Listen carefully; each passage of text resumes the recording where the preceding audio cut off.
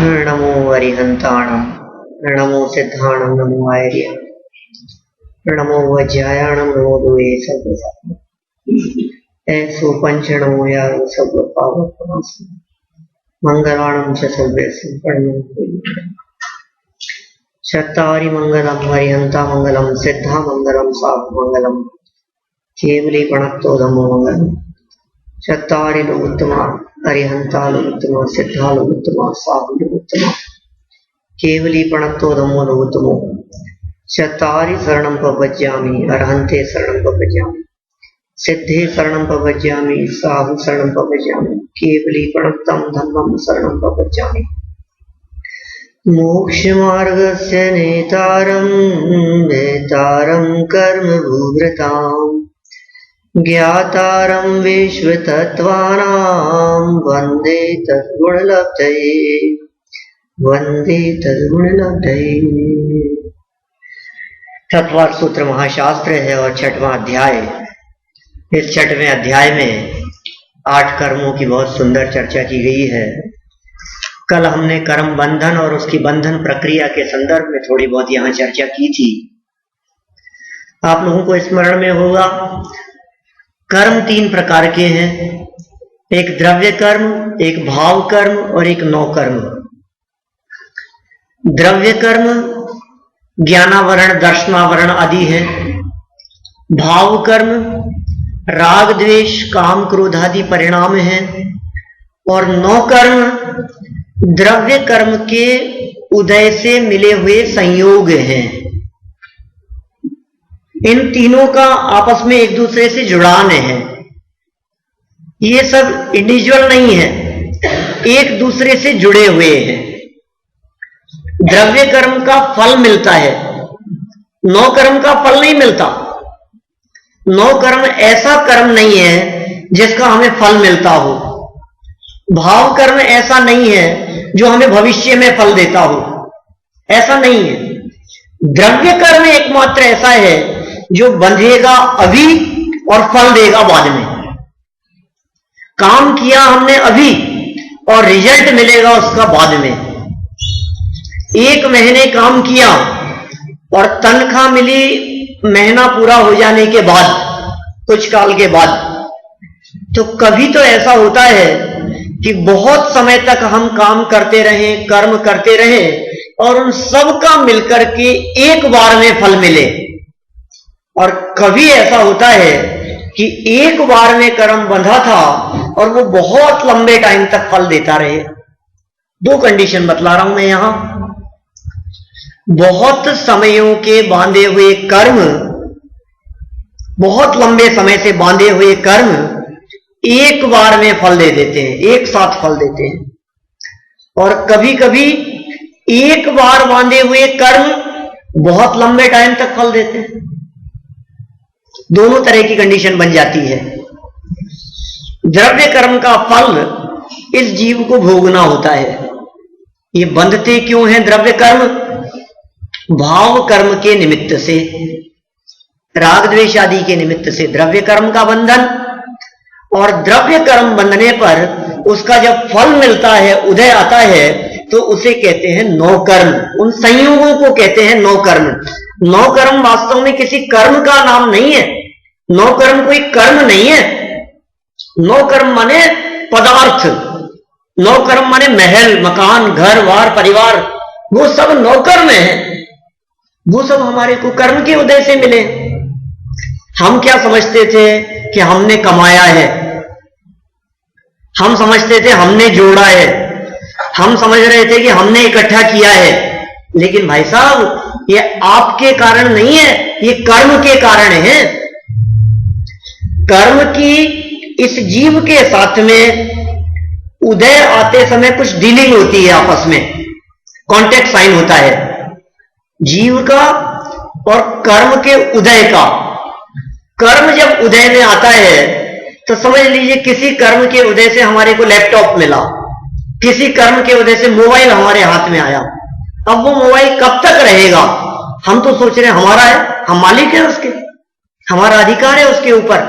लेकिन वो कर्म ये कहता है, द्रव्य कर्म ये कहता है कि देख, ये मेरे कारण से तेरे को प्राप्त हो रहा है, ये मैं तुझे प्रदान कर रहा हूं, तुझे दे रहा हूं, ये मोबाइल, लैपटॉप, गाड़ी, बंगला, और तू इसे यूज में ले सकता है, इसमें कोई तेरे को रोक टोक नहीं करेगा।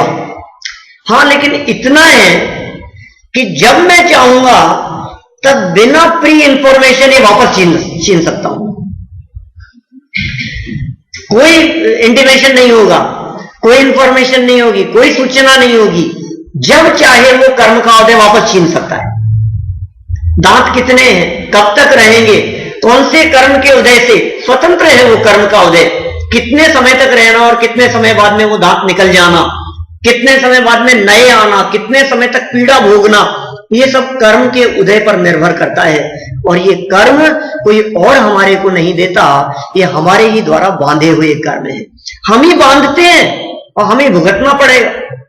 देखो कितनी स्वाधीनता है दुनिया में, ऐसी स्वाधीनता किसी धर्म दर्शन में नहीं है। आप ही करेंगे, आप ही कर्म बांधने वाले, आप ही कर्मों के फल को भोगने वाले, कितनी स्वाधीनता है। करे आप, फल दे कोई दूसरा, ऐसी अनीति जैन दर्शन में संभव नहीं है। जैन संप्रदाय में तो ऐसी बात नहीं है। हम तो यहां जैन हैं और जैन संस्कारों की बात करते हैं, इसलिए हमारे को सोच समझ करके जो कुछ कर रहे हैं उसकी कार्बन कॉपी तैयार हो रही है। मैंने कल कहा था, आपको याद रहे या नहीं रहे, आप ये कह सकते हैं मैंने क्या किया था। कभी कभी कई लोग ऐसे मिलते हैं जो ये कहते हैं यार मैंने तो कभी कोई ऐसा पाप नहीं किया, पता नहीं कौन से कर्मों का फल भोग रहे, ऐसे क्या पाप किए। कई ऐसे मिल जाएंगे लोग, ये कहेंगे हमने अपने जीवन में कभी किसी का बुरा नहीं किया, हमने किसी का कुछ अहित नहीं किया, किसी का बुरा चाहा ही नहीं, हमने किसी के साथ अन्याय नहीं किया, किसी के साथ बेईमानी नहीं की, किसी को धोखा नहीं दिया, फिर हमारे साथ ऐसा क्यों हो रहा है, हमें ऐसा फल क्यों मिल रहा है। भैया आज तुमने नहीं किया हो, लेकिन कुछ साल पहले तुमने ही किया था, तुम करके भूल गए, लेकिन वो जो कॉपी है ना अंदर जो कार्माण है, वर्गणाएं, कार्माण वर्गणाएं क्या चीज है, पौद्गलिक वर्गणाएं हैं, पुद्गल के परमाणु हैं जो चारों तरफ फैले हुए हैं वातावरण में। कर्म इतना करंट काम है कर्मों का, दुनिया में तो आपने चोरी की और पुलिस पकड़ेगी तो पकड़ेगी, हमने अपराध किया पता नहीं पकड़ में आएंगे तो आएंगे, नहीं आएंगे तो नहीं आएंगे। और लोक में तो ऐसी कहावत है, चोर कौन कि जो पकड़ में आ जाए, जो पकड़ में नहीं आया वो साहूकार है, वो चोर तो नहीं है। तो हम लोग अपराधी कब कि जब हमारे को सजा मिले तब। कर्मों में यहां उधार का काम नहीं है, कर्म बिल्कुल करंट है। ऐसा नहीं होता कर्म में कि आज हमने कर्म कर लिया और पता नहीं उसका फल कब मिलेगा, मिलेगा या नहीं मिलेगा। सबसे बड़ा माइनस पॉइंट ये है कि कर्मों में रिश्वत नहीं चलती, कर्म किसी के सगे नहीं होते, कर्मों में किसी की अप्रोच नहीं चलती। हमने किसी का नाम लेकर के कुछ काम करा लिया, हमने कुछ रिश्वत देकर के काम करा लिया, कर्मों में कुछ नहीं चलता है। आपके सारे कंप्यूटर फेल हैं उस कर्म फिलॉसफी के आगे, इतना करंट हिसाब है। उन कर्मों में उत्कर्षण अपकर्षण होता है, कर्मों में संक्रमण होता है, कर्मों में चेंज होता है, ऑटोमेटिकली उसमें डिवाइडेशन होता है। जितने कर्म हमने बांधे हैं हमारे विचारों, भावों और परिणामों से, जितने कर्म बंधे हैं वो सब के सब कर्म ऑटोमेटिक, कुछ ज्ञानावर्णी में चला गया पार्ट, कुछ दर्शनावर्णी में चला गया, कुछ मोहनीय में, कुछ अंतराय में, कुछ वेदनीय में, कुछ नाम में और कुछ गोत्र कर्म में। इन सबका अलग अलग स्वरूप है, सबके अलग अलग फंक्शन है। ज्ञानावर्णी अपना काम करता है, दर्शनावर्णी अपना काम करता है, मोहनीय कर्म का अपना एक अलग फंक्शन है, नाम कर्म के पास में अपना एक अलग डिपार्टमेंट है। सबके डिपार्टमेंट बने हुए हैं, कौन क्या काम करेगा। नाम कर्म सारी शरीर संबंधी जितनी व्यवस्थाएं हैं वो सब नाम कर्म देखता है। अभी क्या बात देखी हमने, हमारे भाव उनसे बंधते हैं कर्म, जैसे भाव वैसे कर्म, और जैसा कर्म वैसा उदय, जैसा बांधेंगे वैसा फल मिलेगा। बिल्कुल बहुत प्रसिद्ध है यह बात कि जितना गुड़ डालेंगे उतना मीठा होगा। जितना पैसा खर्च करेंगे उतनी अच्छी क्वालिटी की चीज हम प्राप्त कर पाएंगे।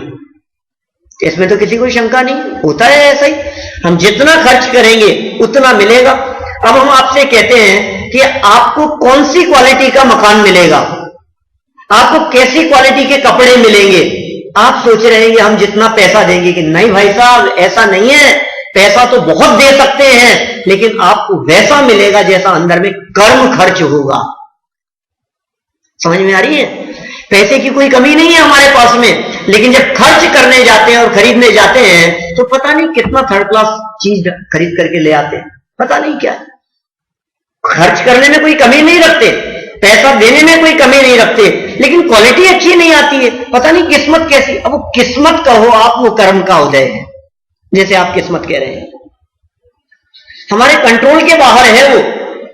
आप कितना पैसा खर्च करें कि किसी को बचा सके, अपने पिताजी को बचा सके, उनका इलाज करा सके, उनका उपचार करा सके।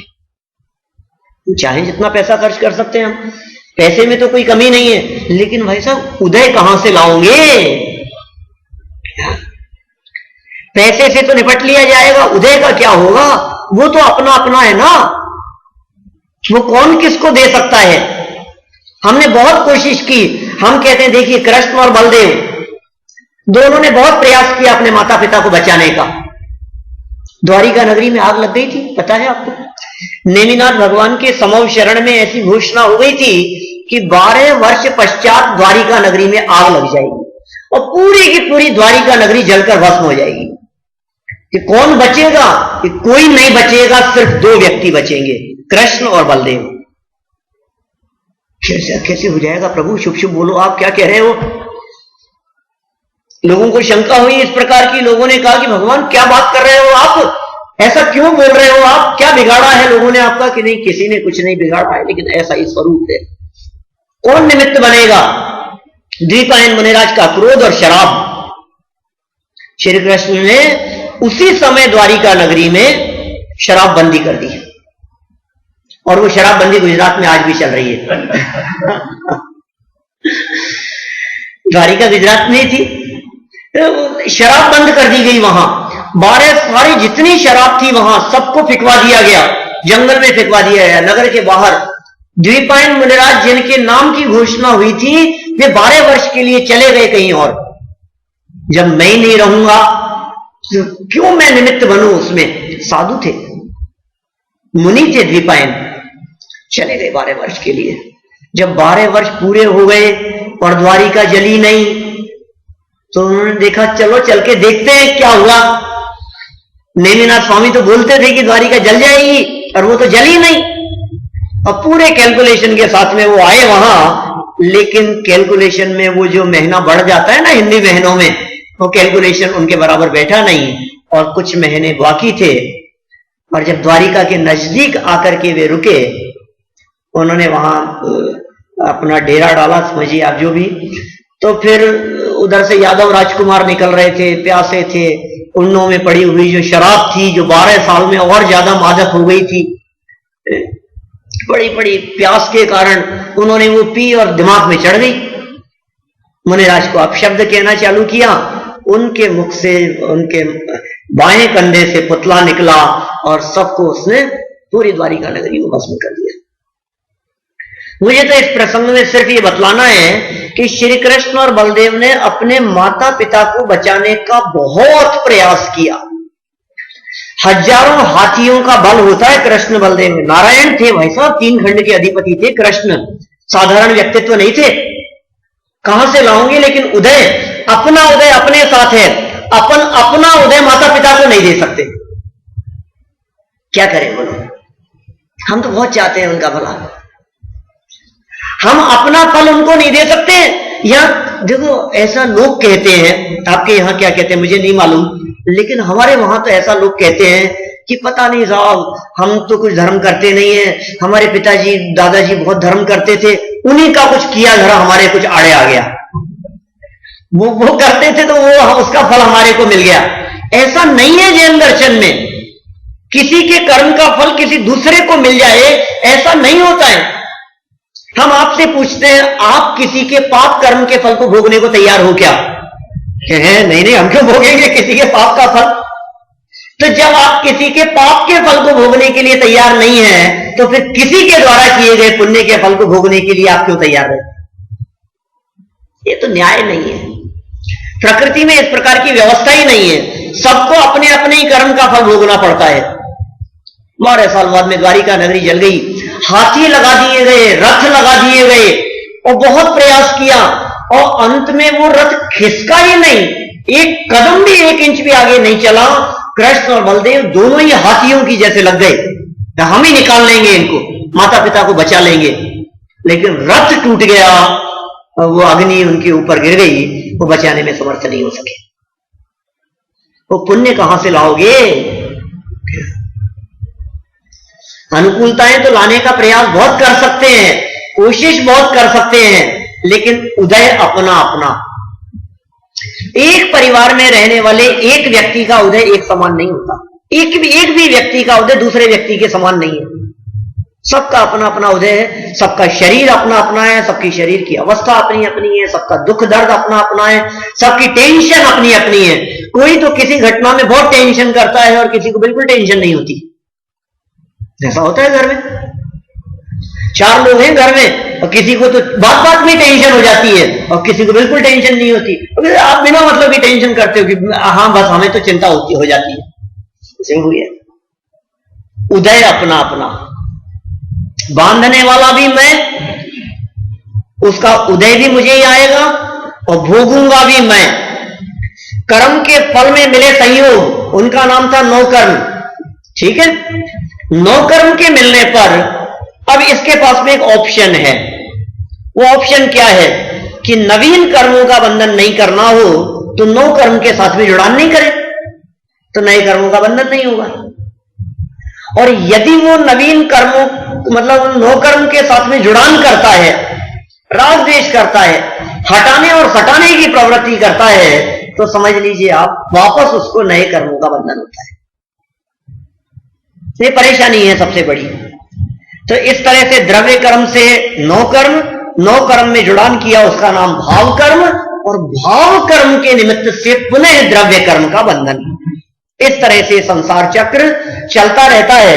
इस चक्र को जो लोग तोड़ना चाहते हैं वे लोग भाव कर्म ना करें, माने राग द्वेष ना करें। हरिभद्र स्वामी से पूछा ऐसा कि साहब मुक्ति किसका नाम है, मोक्ष कैसे होता है? तो उन्होंने जवाब दिया कषाय मुक्ति। कैसे मुक्ति होगी, मोक्ष कैसे होगा, ये बतलाओ। तो पता है क्या जवाब दिया उन्होंने? न श्वेतांबरत्वे न दिगंबरत्वे न तर्कवादे न च तत्ववादे न पक्षपाताश्रयेण मुक्ति कषाय मुक्ति किल मुक्ति। कैसे है मुक्ति? किसी पक्ष से नहीं है, किसी पंथ के व्यामोह से नहीं है, किसी आग्रह से नहीं है, न तर्क वितर्क से है, न किसी के आग्रह से है। तो कैसे है कि एक ही आधार है, कषाय मुक्ति। कषाय मुक्ति का नाम मुक्ति है और किसी चीज का नाम मुक्ति नहीं है। आप किसका नाम मुक्ति समझते हैं? आप झगड़े का नाम मुक्ति समझते हैं। आप कहते हैं कि मैं बड़ा, ये कहते हैं कि मैं बड़ा, वो कहते हैं कि मैं महान, वो कहते हैं मैं सच्चा, ये कहता है मैं सच्चा। आप इस राग द्वेष में उलझे हैं। लेकिन जब तक कषाय मुक्ति नहीं होगी तब तक मुक्ति की प्राप्ति नहीं होती, क्योंकि कषाय का बंधन वास्तविक बंधन है, बाकी जड़ कर्म है वो तो पौद्गलिक बंधन है, में क्या दम है।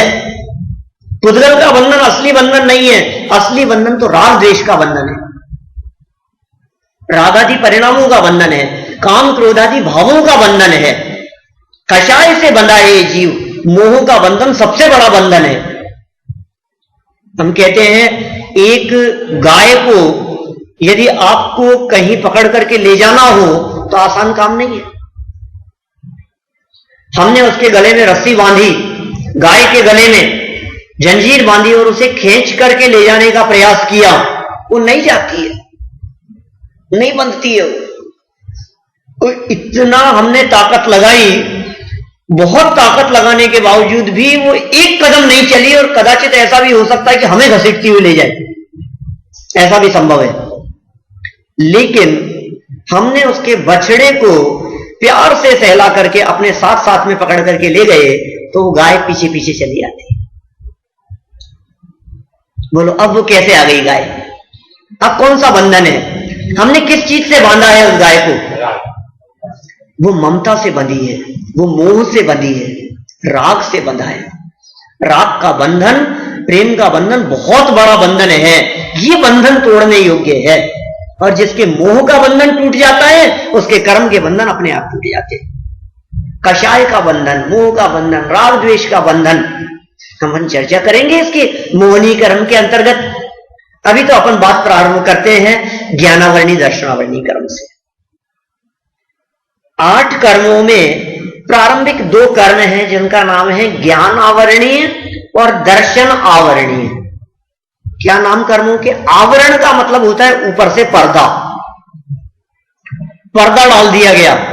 किसके ऊपर पर्दा डाल दिया? कि ज्ञान और दर्शन के ऊपर जो पर्दा डल गया है उसका नाम है ज्ञान आवरण और दर्शन आवरण। ज्ञान पे पर्दा डालना उसका नाम ज्ञान आवरण, दर्शन के ऊपर पर्दा डालना उसका नाम दर्शन आवरण। ये ज्ञानावरण और दर्शनावरण नाम के दोनों कर्म ज्ञान और दर्शन को ढकने का काम करते हैं। जितने हमारी मति की भिन्नता दिखाई देती है उन सब के पीछे ज्ञानावरणी दर्शनावरणी कर्म का योगदान है। किसी का क्षयोपशम कम होता है, क्षयोपशम माने ज्ञान की प्रकट अवस्था, उसे कहते हैं क्षयोपशम। क्षयोपशम माने कितना हमारा ज्ञान मौजूद है। जैसे कभी ऐसा प्रयोग करते हैं कि साहब इनका क्षयोपशम बहुत अच्छा है, इट मीन्स उनकी कैचअप पावर बहुत अच्छी है, ग्रास्पिंग पावर बहुत है, वो किसी भी चीज को बहुत जल्दी पकड़ लेते हैं, उनका क्षयोपशम ज्यादा है। जैसे आजकल के बच्चों में, छोटे छोटे से बच्चे, आप यदि अबाउ 60 वालों की बात करेंगे, 40-50 एज वालों की बात करेंगे, तो उनसे ज्यादा ग्रास्पिंग पावर उन छोटे छोटे से बच्चों में है। इतना फास्ट कंप्यूटर चलाते हैं, इतना आपके मोबाइल के अंदर मैन भाई कुछ हो रहा हो ना, तो आप छोटे बच्चों को कहो तो फटाफट उसमें कर देंगे। तो अपने को ऐसा लगता है हमारी तो सारी पढ़ाई बेकार है। वो 3-3, 4-4 साल के बच्चे अभी आज के कल के पैदा हुए बच्चे, वो फटाफट उसमें कुछ भी कर देंगे, उसकी ट्यून चेंज कर देंगे, उसमें वॉलपेपर चेंज कर देंगे, उसमें कुछ का कुछ लगा देंगे। हमें डर लगता है कोई बटन दबाते हुए, और वो बिल्कुल इतना फ्री होकर के उसको काम में लेते हैं, यूज लेते हैं उसको। उनका क्षयोपशम, जिसका क्षयोपशम तेज होता है उसके ज्ञानावरणी कर्म मंद होता है। ये दोनों एक दूसरे के अगेंस्ट हैं, क्षयोपशम और कर्म। कर्म मंद हुआ, क्षयोपशम बढ़ा। क्षयोपशम मंद है, इट मीन्स कर्म का उदय तीव्र है। ख्याल में आ रही है दोनों बातें? ज्ञानावरणी दर्शनावरणी कर्म का उदय तीव्र होगा तो क्या होगा? क्षयोपशम मंद। और ज्ञानावरणी दर्शनावरणी कर्म का उदय मंद होगा तो क्षयोपशम ज्यादा। क्षयोपशम का उघाड़ वो ज्ञानावरणी कर्म के ऊपर बेस है। एक इंद्रिय से 2 इंद्रिय का क्षयोपशम ज्यादा है। एक इंद्रिय जीव, उसका क्षयोपशम कितना है? सिर्फ स्पर्शन इंद्रिय के माध्यम से जान सके, इतना सा क्षयोपशम है एक इंद्रिय जीवों का। 2 इंद्रिय का क्षयोपशम ज्ञानावरणी दर्शनावरणी कर्म का क्षयोपशम। क्षयोपशम समझ रहे हैं ना क्या चीज है? ज्ञानावरणी दर्शनावरणी कर्म का क्षयोपशम 2 इंद्रिय का ज्यादा है। इसका मतलब 2 इंद्रिय जीव के ज्ञान का उगाड़ ज्यादा है, ज्ञान की प्रकटता ज्यादा है, ज्यादा ज्ञान प्राप्त करने की कैपेसिटी है उसमें। स्पर्शन और रसना 2 इंद्रियों के माध्यम से वो जान सकता है। ऐसे 3 इंद्रिय जीव, उसका क्षयोपशम और ज्यादा है। 3 इंद्रिय की अपेक्षा से 4 इंद्रिय जीवों का क्षयोपशम और ज्यादा है। स्पर्शन, रसना, घ्राण और चक्षु 4 इंद्रियों से उनका ज्ञान होता है। पंचेंद्रियों का क्षयोपशम और ज्यादा है, उनमें भी सैनी पंचेंद्रिय जीवों का क्षयोपशम और ज्यादा है। हम लोग सब सैनी पंचेंद्रिय हैं। इसका मतलब हमारे ज्ञानावरणी कर्म बहुत मंद है और उसका क्षयोपशम विशेष होने से हमारे में जानने की, समझने की, सीखने की ये शक्ति बहुत है। ये बात अलग है। मुझे पता है कई लोग ऐसे मिलते हैं, कई लोग ऐसे दिखते हैं जो ये कहते हैं पंडित जी बचपन में तो बहुत जल्दी याद होता था, आजकल पता नहीं क्या हो गया, याद नहीं होता। नहीं, हमारा क्षयोपशम थोड़ा मंद है, हमें ये भेद प्रभेद याद नहीं होते। और ये जो टर्मोलॉजी है ना, ये आपकी जो नए नए शब्द मिलते हैं, जो जैन दर्शन के जो पारिभाषिक शब्द दिखते हैं, ये बड़े टिपिकल हैं, थोड़े समझ में नहीं आते हमारे को।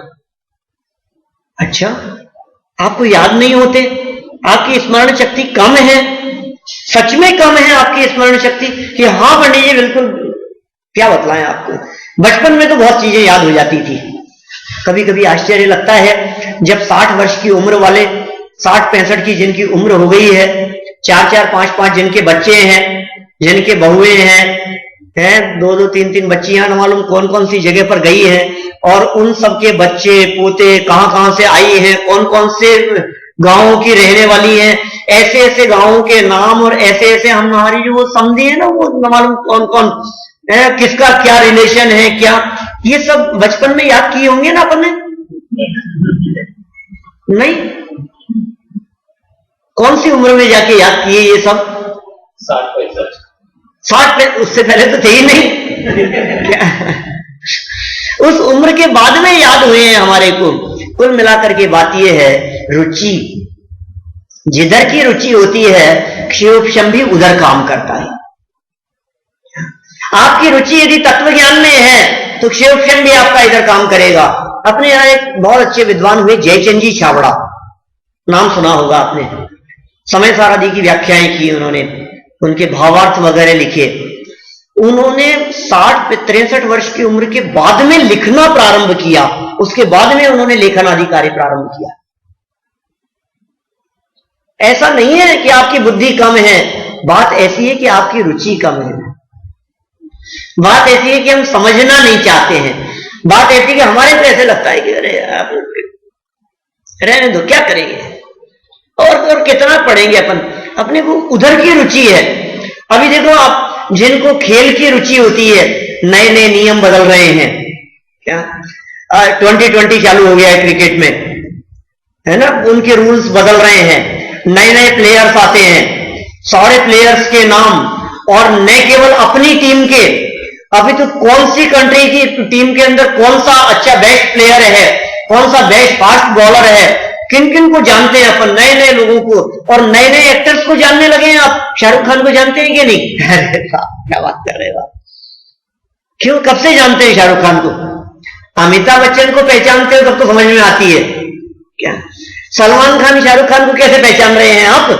वो कब से पहचानना चालू किया आपने?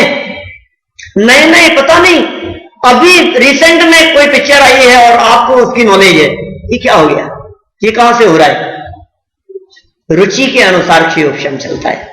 जिधर की रुचि होगी उधर वो चीज तुरंत पकड़ में आएगी। आपकी यदि रुचि है खाना बनाने की तो आप अच्छे अच्छे पकवान, अच्छे अच्छे जो कुछ भी व्यंजन हैं वो आप सीख लेंगे फटाफट। ये कैसे बनता है, ये कैसे बनाया जाता है, कहीं आपने कोई नई चीज खाई और तुरंत ये कैसे बनाया आपने, अच्छा अच्छा तो मैं देख लूं कैसे मैं ट्राई करूं, वो फटाफट उसको सीख लेते हैं आप, हो जाता है, प्रयास करते हैं, अभ्यास करते हैं, हो जाता है। हम यहाँ ज्ञानावरणी दर्शनावरणी कर्म के बारे में कह रहे हैं। ज्ञानावरणी कर्म का तीव्र उदय होगा तो आप समझ नहीं पाएंगे, आप याद नहीं कर पाएंगे, आप स्मरण नहीं कर पाएंगे, आपकी स्मरण शक्ति चली जाएगी, आपका याद किया हुआ भूल जाएगा। वो ज्ञानावरणी कर्म के कारण होगा। दर्शनावरणी कर्म के कारण आप देख नहीं पाएंगे, अवलोकन नहीं हो पाएगा। अवलोकन में बाधा होना वो कौन से कर्म का काम है? तो दर्शनावरणी कर्म का काम है। ज्ञान में बाधा होना वो कौन से कर्म का काम है? वो ज्ञानावरणी कर्म का काम है। ज्ञान और दर्शन नाम के ये दोनों ही गुण हैं आत्मा के, जिन गुणों के होने में ज्ञानावरणी और दर्शनावरणी कर्म बाधक होते हैं, वो बाधा उत्पन्न करते हैं, प्रॉब्लम क्रिएट करते हैं। हमने कुछ किया, भूल गए। कभी कभी आपको ऐसा लगेगा यार हमको तो पक्का याद हो गई ये चीज। कभी ऐसा भी होता है यहां तो नहीं होता होगा लेकिन वहां तो होता है कि बाजार गए कुछ सामान लेने के लिए और कुछ 4 चीजें बतलाई थी, 2 तो ले ली, अब 2 याद नहीं आ रही है, पता नहीं क्या मंगाया था, वापस लौट करके आ जाते हैं, बिना लिए हुए वापस लौट के आ जाते हैं। ज्ञानावरणी कर्म का तीव्र है।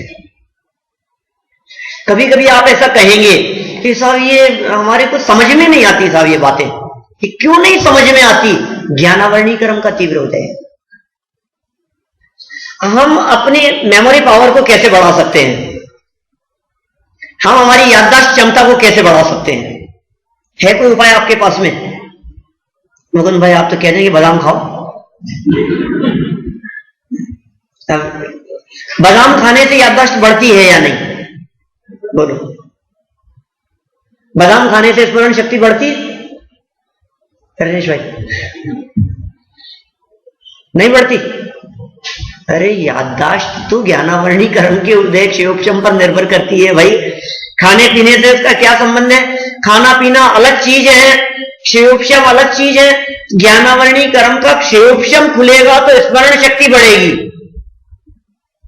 फ्री में मुफ्त की सलाह दे रहा हूं आपको, कैसे बढ़ाई जा सकती है।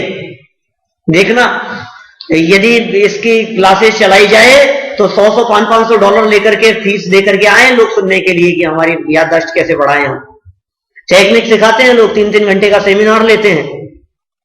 देखिए भाई, वो जो कुछ भी करते हो और जो कुछ भी कला सिखाते हो, हम तो यहां ये कला सिखाते हैं कि ज्ञानावरणी कर्म के तीव्र उदय के कारण आपको याद नहीं होता वो ज्ञानावरणी कर्म क्यों बंधा था।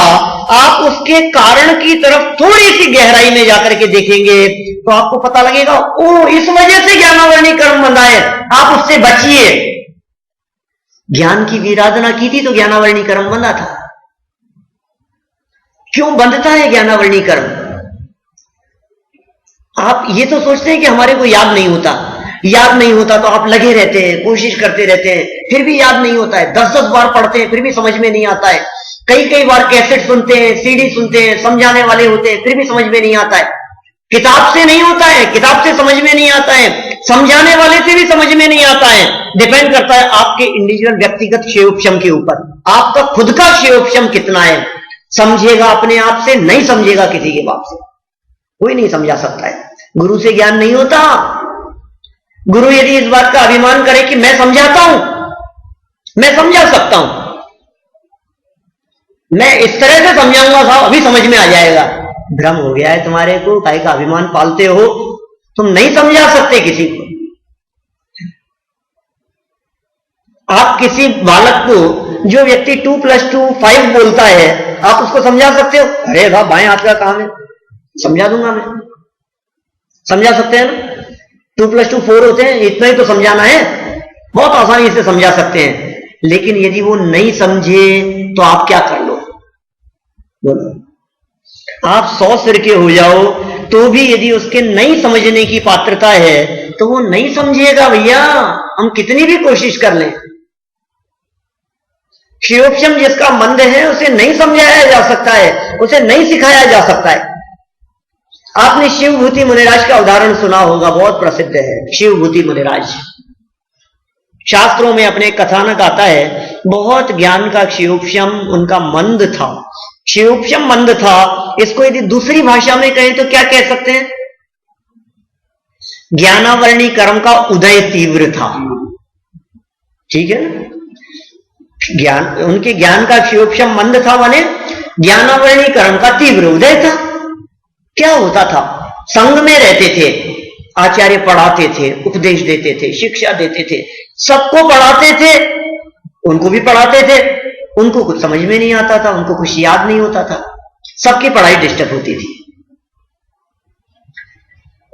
कुछ भी कहो साहब, थोड़े दिन, 1 दिन हो गया, 2 दिन हो गया, 5 दिन, महीना, 2 महीना, आखिर कब तक टॉलरेट करेंगे उस चीज को? वो बर्दाश्त नहीं होती, फिर वो औरों को बर्दाश्त नहीं होती। इनकी वजह से हम और कुछ नहीं पढ़ पाते, आप उन्हीं उनको बतलाते रहते, उन्हीं उनको सिखाते रहते, और फिर भी वो सीखते नहीं है। लास्ट में फाइनली आचार्य श्री ने ऐसा डिसीजन लिया कि देखो शिवभूति, तुम्हारे को हम बहुत समझाते हैं लेकिन भाई तुम्हारे को कुछ याद नहीं होता, इसलिए एक काम करो, हम तुम्हारे को 1 लाइन का एक मंत्र देते हैं, बस तुम वो मंत्र याद करो और बस उतने से तुम्हारा कल्याण हो जाएगा, और बाकी ये सब तुम अलग, तुम्हारे को संग से हम फ्री करते हैं। उनको संग से बाहर कर दिया गया और 4 शब्द उनको बतलाए गए। 2 शब्द थे समझो आप, जिनको 4 भी कह सकते हो, अलग अलग करो तो, मारुस मातुस, कितना सा शब्द था, मारुस मातुस। अर्थ क्या था उसका? उसका अर्थ यह था मां माने मत करो। मां, आपने सुना है मां? पहले दंड व्यवस्था चलती थी ऐसी भोग भूमि के काल में, हा मां धिक, ये कुलकर्णों ने दंड व्यवस्था चलाई थी ऐसी तीसरे काल में, ऋषभदेव के पहले। ऋषभदेव स्वामी के पूर्वजों की बात करता हूं मैं, नाभिराय के पूर्वजों की बात करता हूं। उन्होंने हामाधिक दंड व्यवस्था चलाई थी। कोई व्यक्ति किसी तरह का कोई अपराध करता था तो सिर्फ इतना सा यदि कोई व्यक्ति उसको सजा देते हुए कह दे इसका मतलब है उसको बहुत बड़ी सजा मिल गई, इसमें सुधर जाता था। इसके बाद में वो दोबारा अपराध नहीं करता था। फिर धीरे धीरे ये दंड व्यवस्था कमजोर पड़ने लगी, लोगों को असर नहीं होने लगा, तो फिर हा के साथ में दूसरी दंड व्यवस्था दूसरे कुलकर के माध्यम से चलाई गई, जिसका नाम था मां, मत करो, मत करो, मां। हा, ये क्या किया? हा माने ये क्या किया? जैसे छोटे छोटे बच्चे होते हैं ना, 2 साल का बच्चा है और आपने उसको इतना कीजिए, ये क्या किया, तो वो डर जाता है, वो अब वो दोबारा नहीं करेगा। इतनी सी व्यवस्था, दंड व्यवस्था। और यदि कदाचित किसी व्यक्ति को यह कह दिया जाए कि आगे से मत करना, तब तो समझ लो कोई बड़ी सजा दे दी उसको, मां। और तीसरी दंड व्यवस्था उसके बाद में कुलकरों के युग में चलती थी, उसका नाम है धिक, धिक्कार है तुम्हारे को, ये तुमने जो काम किया है ये आगे मत करना, धिक्कार है तुम्हारे को, तुमने अपने जीवन में ये क्या काम कर लिया, ये करने योग्य काम नहीं था। तो मां शब्द का अर्थ होता है मत करो। मारुस, रोष नहीं करना, और मातुस, तोष नहीं करना, राग द्वेष नहीं करना, कषाय नहीं करना, इतना सा उपदेश था। ये बात भी याद नहीं रही शिवभूति मुनिराज को। शिवोपशम मंद था, उपदेश तो देते थे, समझ में नहीं आती थी, संग से अलग भी हो गए थे, अब कौन समझाएगा। मारुस मातुस इतना सा भी याद नहीं रहा उनको। संग आगे विहार कर गया, आचार्य श्री आगे बढ़ गए संग सहित। वे बेचारे किसी नदी किनारे बैठे थे, सोच रहे थे पता नहीं क्या कहा था, जाने क्या कहा था। अब कोई महिला वहां नदी किनारे दाल धो रही थी। उस दाल धोती हुई को देख करके मुनिराज ने पूछा, भाई क्या करती हो, क्या कर रही हो? तो उसने कहा, तुस मास भिन्नम। तुस माने छिलका और मांस माने दाल, मूल जो पार्ट है, भिन्नम इनको अलग अलग करती हूं। तुस मास भिन्नम, अरे ऐसा ही तो कुछ कहा था, पता नहीं ऐसे ही शब्द थे कुछ, तुस मास भिन्नम। अब ये तुस मास भिन्नम भी याद नहीं रहे, उनको तो स्मरण शक्ति बहुत कम थी। लेकिन क्योंकि देखो, जो चीज सुन करके हम जानना चाहते हैं, वो सुनने की अपेक्षा से देखने पर उस चीज की ग्रास्पिंग ज्यादा होती है। ये बिल्कुल प्रैक्टिकल है। हम किसी भी चीज को सुन करके समझना चाहे, ऑडियो और वीडियो, तो ऑडियो प्रवचन की अपेक्षा से यदि वीडियो प्रवचन सुनते हैं तो समझाने वाले के हाव भाव, उसके एक्सप्रेशन, समझाने का तरीका, कई चीजों के माध्यम से व्यक्ति सीखता है। तो अब वो दाल धोते हुए देखा था और कहा कि ये कुछ भिन्न भिन्न, कोई छिलका अलग है और दाल अलग है, और इस तरह का कुछ उनके माइंड में चलने लगा। और वो चलते चलते चिंतन इस प्रकार का चला कि मानो मैं अलग हूं और शरीर अलग है, ऐसा भेद विज्ञान हो गया। फिर पता है आपको क्या हुआ थोड़ी देर बाद में? इस चिंतन के कुछ देर बाद में क्या हुआ? देव लोग कहीं जा रहे थे ऊपर से, और वो आचार्य श्री संघ के साथ में बैठे हुए थे। संघ के मुनिराजों ने पूछा आचार्य श्री से, आचार्य श्री ये देव लोग ये कहां जा रहे हैं अभी? ये किधर जा रहे हैं? आचार्य श्री ने अपने अवधि ज्ञान का प्रयोग किया, दिव्य ज्ञान का प्रयोग करके देखा कि ओहो, जिन शिवभूति को हमने संग से निष्कासित कर दिया था उन्हें केवल ज्ञान की प्राप्ति हो गई, वे अनंत परमात्मा बन गए। कैसा हो जाता है? इसलिए क्षयोपशम मंद हो कोई फर्क नहीं पड़ता है, वो क्षयोपशम तीव्रता में बदल जाता है। मंद क्षयोपशम तीव्र हो जाता है, तीव्र क्षयोपशम मंद पड़ जाता है। ये परिवर्तन होते रहते हैं, मंद से तीव्र और तीव्र से मंद। कौन करता है ये परिवर्तन? हमारे भाव, हमारे परिणाम। वर्तमान में हमारे कैसे भाव हैं? जैसे भाव होंगे उन भावों के आधार पर वैसा ही परिवर्तन हो गया कर्मों में। आपको पता नहीं है, आप यहां बैठ करके जब सुन रहे हैं तो अंदर में कर्मों में कितना परिवर्तन हो रहा है, आपको पता ही नहीं है कितने परिवर्तन हो रहे हैं, कितनी उथल पुथल हो रही है अंदर कर्मों में। अंदर में तूफान चल रहा है कर्म प्रकृतियों में, संक्रमण हो रहा है, उत्कर्षण अपकर्षण हो रहा है, परिवर्तन हो रहे हैं, बदल रहे हैं कर्म, आंधी तूफान चल रहा है अंदर कर्मों में, हमें नहीं मालूम। दो मित्र थे, एक मित्र पिक्चर देखने के लिए जा रहा था, तो उसने दूसरे से कहा कि चलो पिक्चर देखने चलते हैं। उसने कहा नहीं नहीं भैया, मैं पिक्चर देखने नहीं जा रहा, मेरे तो पाठशाला का समय है, स्वाध्याय का समय है, मैं तो मंदिर जा रहा हूं। अरे यार, तू भी इस उम्र में कहां मंदिर जाता है, चल अच्छा पिक्चर देख करके आते हैं। नहीं माना वो, तो वो मंदिर चला गया और वो मूवी देखने चला गया। जब वापस लौट करके आए तो जो मंदिर गया था ना, क्या उस मंदिर जाने वाले के रास्ते में ठोकर लग गई, और रास्ते में ठोकर लग गई और पैर के अंगूठे में थोड़ी सी मोच आ गई, पैर में मोच आ गई थोड़ा सा चलने में। और वो जो दूसरा गया था ना, क्या जो पिक्चर देखने के लिए जा रहा था, उसको वहां से लौटते समय उसको कोई गिफ्ट मिल गया कि कोई उसको कोई लक्की ड्रॉ में उसको कोई कूपन में कोई गिफ्ट खुल गया उसके कुछ, और लौट करके आया, उसको अरे तेरे पैर में लग गई, ये देख तेरे से कही थी मैंने क्या कि मेरे साथ में पिक्चर देखने चलता तो तेरे पैर में नहीं लगती है, ये कांटा नहीं चुभता, ये पैर में मोच नहीं आती, और जाओ मंदिर। देखो कैसा लगता है कि जो व्यक्ति मंदिर गया है उसके साथ में कैसा, और जो मूवी देखने गया उसके साथ में कैसा। लेकिन भाई साहब, वस्तु स्थिति ये है, संत मुनिराज उसके पीछे कारण बतलाते हैं। वो ये कहते हैं आपको पता नहीं है, इस व्यक्ति के साथ में बहुत बुरी परिस्थिति बनने वाली थी, जो मंदिर जाने के परिणामों में अंदर की अंदर बदल गई। सूली पर चढ़ाया जाने वाला था जो शूल लग करके रह गया। इतनी बड़ी इसके साथ में ट्रेजेडी होने वाली थी जो इतने से में निपट गया। इसका बहुत बड़ा एक्सीडेंट होने वाला था जो सिर्फ पैर में मोच आकर के रह गई। ये परिवर्तन हो जाते हैं परिणामों से, मंदिर आने के परिणामों से इतने परिवर्तन हो जाते हैं। स्वाध्याय करने का भाव मन में आता है, उससे अंदर कर्मों में बहुत परिवर्तन हो जाते हैं। सिर्फ भाव किया आपने, अभी स्वाध्याय कर लो तो पता नहीं क्या होगा। क्या स्वाध्याय करने का विचार मात्र आया ना कि हमें स्वाध्याय करना चाहिए, पर स्वाध्याय का मतलब किसी और के लिए तो है नहीं, अपने आप के लिए है।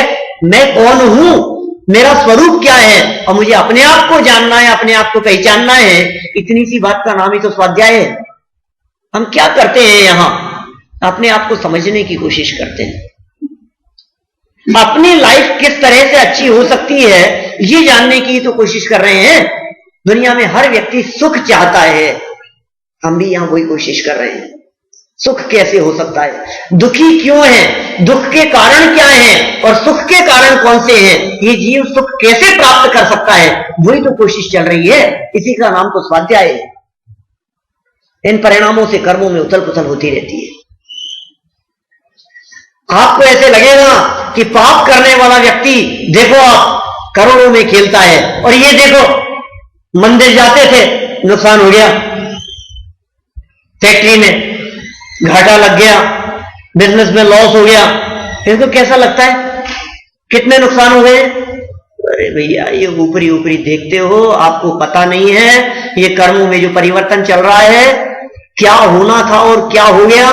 देखो क्या होता है, कभी कभी ऐसा होता है कि इसको कुछ नुकसान में कमी हो ना, तो इसको कुछ मालूम नहीं चलता। जैसे समझ लीजिए किसी व्यक्ति के कैंसर होना हो, मान लीजिए, और उसने स्वाध्याय चिंतन मनन के परिणामों से, और वो उसने जाकर के डॉक्टर को चेकअप करवाया, और वो सब कैंसर कुछ नहीं निकला, और छोटी सी गांठ निकल करके रह गई, ऑपरेट हुई, ठीक हो गया। अब हमारे को ऐसा लग रहा है कि क्या हो गया, कुछ नहीं हुआ, जबकि एक्चुअल पोजीशन ये थी कि आप यदि इस चीज से नहीं जुड़ते, आप यदि इससे जुड़े हुए नहीं होते तो कैंसर होने वाला था। वो जो कर्म बंधे हुए थे ना, वे बंधे हुए कर्म आकर्षित होकर के, कम होकर के उदय में आए हैं। हमें तो तब लगता है कि जब डॉक्टर पहले दिन तो हमारे को बिल्कुल रिसर्च करके, जांच करके, बिल्कुल सारे टेस्ट करके सब बतलाए कि आपके कैंसर है, और फिर हम आए मंदिर, और फिर हम दूसरे दिन जाएं और फिर टेस्ट कराएं, तो फिर सारे टेस्ट की रिपोर्ट्स आए नॉर्मल, तो लगता है मंदिर जाने से कुछ हुआ। मैंने जो अपने आप हो गया ना अंदर में, उससे हमारे को कोई उसका इफेक्ट नहीं दिखता। हमें तो ऐसे लगता है कि पहले तो कोई हमारे को सजा सुना देवे 10 साल के जेल की, और फिर दूसरे दिन कहे कि नहीं नहीं ये तो गलतफहमी हो गई थी, हम तो आपको बाइज्जत बरी करते हैं, तो हमारे को लगता है कि बहुत बड़ा संकट टल गया, हे भगवान आपका ही उपकार है। पहले तो संकट आए और फिर संकट टले तो लगता है कुछ हुआ। अरे ये स्वाध्याय के परिणामों से अंदर के अंदर हो रहा है। आप अभी यहां शांति से बैठे हैं, आपके 5 इंद्रियां स्वस्थ दिखाई दे रही है, आपका दिमाग बराबर काम कर रहा है, आपके हाथ पांव बराबर काम कर रहे हैं, इसके पीछे कोई ना कोई इंटरनल कर्म का उदय काम कर रहा है, आपको पता ही नहीं है। यदि वो कर्म का उदय अंदर से बदल जाए तो अभी बैठे बैठे पैरालिसिस का अटैक आ जाए, आप खड़े नहीं हो सकते हैं यहां से। ये तो कर्म का खेल है, और क्या है बतलाओ मेरे को।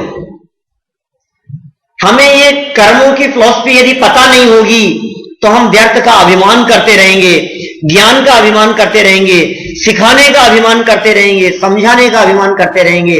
हमारे समझाने से किसी को समझाया नहीं जा सकता है, सिखाने से किसी को सिखाया नहीं जा सकता है, अपने आप सीखेगा।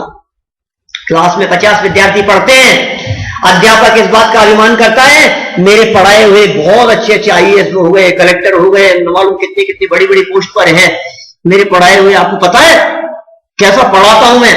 आज भी लोग याद करते हैं कि क्या पढ़ाते हो साहब, गजब करते हो। वो अभिमान करता है इस बात का।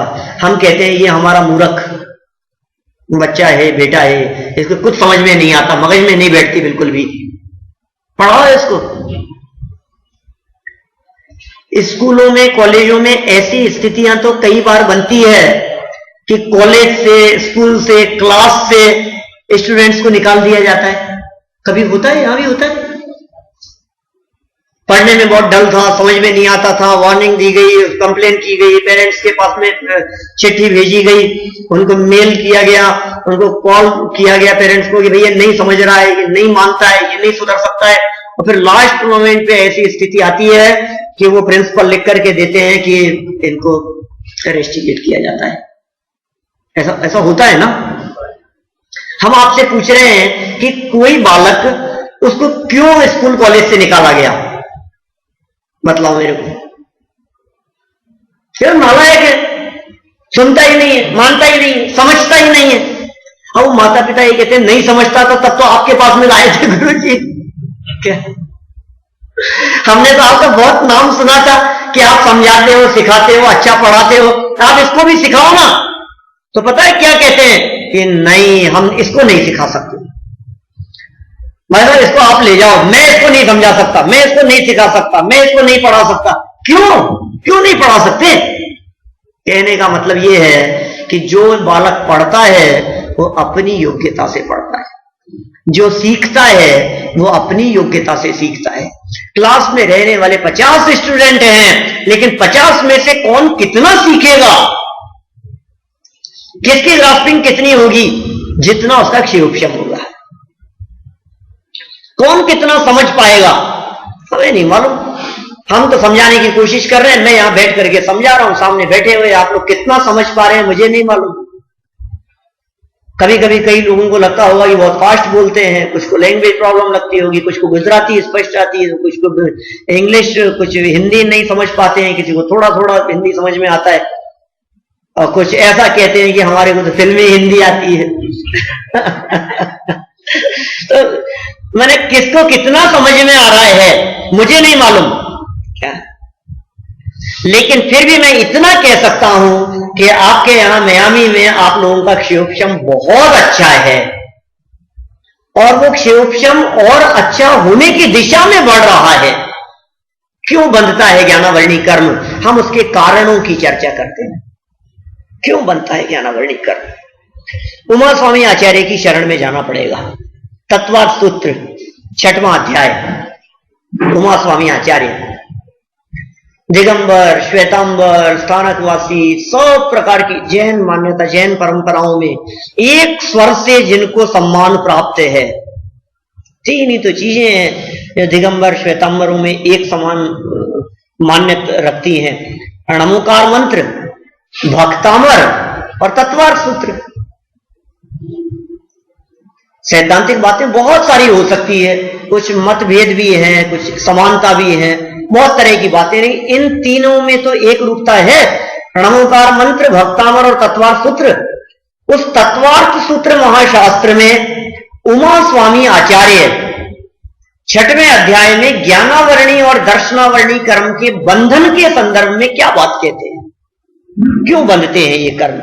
8 कर्मों के बारे में चर्चा की है, अपन चर्चा करेंगे आगे के सेशंस में।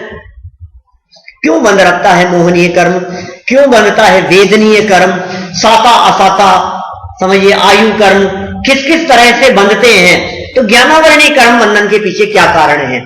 तो उमा स्वामी आचार्य ने कहा, मूल सूत्र दिया इस प्रकार का, आप किसी भी तत्वार्थ सूत्र की पुस्तक में खोल करके देखें, उसमें लिखा तत्प्रदोष निन्हव मात्सर्यांतराया साधनोपघाता ज्ञान दर्शनावरणीयो, ये सूत्र है।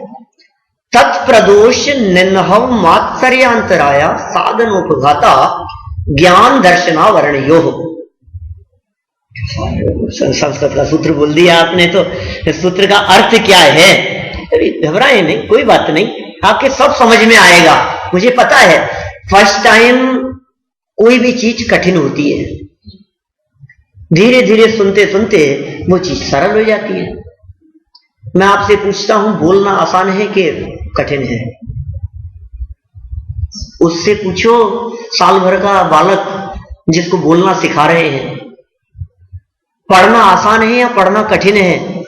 उससे पूछो जो ए फॉर एप्पल सीख रहा है अभी, उससे पूछो पढ़ना कितना कठिन है।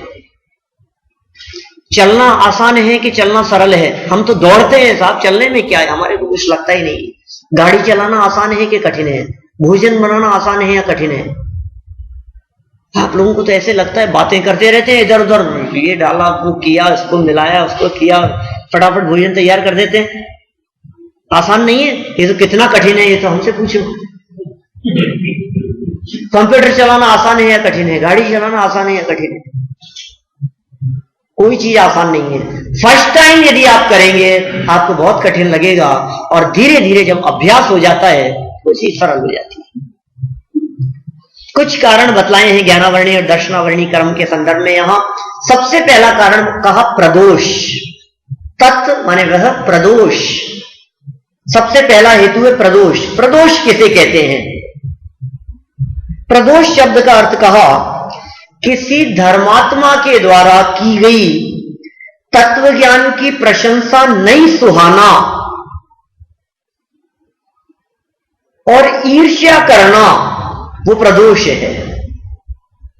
तत्व ज्ञान की प्रशंसा नहीं सुहाती हमारे को, धार्मिक चर्चाएं नहीं सुहाती हमारे को, आप ज्ञानावरणी कर्म बांध रहे हैं।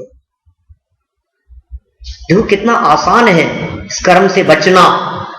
आप यदि ज्ञानावरणी कर्म नहीं बांधना चाहते हैं तो आप निंदा नहीं करें, लेकिन लोग कुछ भी, कोई व्यक्ति स्वाध्याय कर, अरे क्या जैसे तो कोई यहीं से सीधे स्वर्ग में जाना है आपको क्या।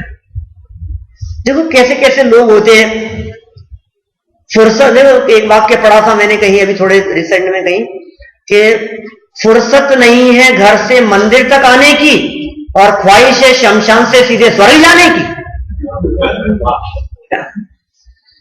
मंदिर आने की फुर्सत नहीं है, स्वाध्याय की फुर्सत नहीं है, पढ़ने चिंतन करने के लिए टाइम नहीं है, और इच्छा रखता है स्वर्ग। और सच कहूं, दुनिया का हर व्यक्ति स्वर्ग जाना चाहता है, और मर करके स्वर्ग जाए चाहे नहीं जाए, नाम के पहले तो सबके आगे स्वर्ग लगा ही दिया जाता है। स्वर्गवासी, स्वर्गीय। तो हम मर करके कहीं भी जाएं, इतनी तो गारंटी है कि हमारे पीछे वाले हमारे नाम के आगे स्वर्गीय जरूर लगा देंगे, स्वर्गवासी जरूर बना देंगे। चाहे नरक में कोई व्यक्ति किसी को नरकवासी नहीं कहता। जीवन भर कितना भी पाप किया हो, कितना भी छल दंभ किया हो, मायाचारी किया हो, खूब लूट खसोट की हो, बेईमानी किया हो, लेकिन फिर भी मरने के बाद में उसके आगे कोई नहीं कहता नरकवासी सो एंड सो, सब स्वर्गवासी कहते हैं। तो प्रदोष किसका नाम है? ज्ञान में दूषण लगाना, ज्ञानियों की प्रशंसा नहीं सुहाना, हमें बर्दाश्त नहीं होती, इसका नाम है ईर्ष्या। ऐसा होता है, आप किसी एक व्यक्ति की प्रशंसा करो, किसी दूसरे विद्वान की प्रशंसा करो, तो दूसरे विद्वान को सुहाता नहीं। ज्ञानावरणी कर्म बांध रहे हैं, ये जो थोड़ा सा क्षयोपशम दिखाई दे रहा है ना, ये थोड़े दिन के लिए है। सर पे एक चोट पड़ती है और पूरी की पूरी याददाश्त सब साफ हो जाती है। आप इस भ्रम में मत रहो कि मैं ही बहुत बड़ा ज्ञानी हूं, मेरे जैसा कोई ज्ञानी नहीं है, मेरे जैसा कोई विद्वान नहीं है। किसी भी फील्ड की बात हो सकती है। ये ज्ञानी शब्द का प्रयोग सिर्फ विद्वान और पंडितों के लिए नहीं है।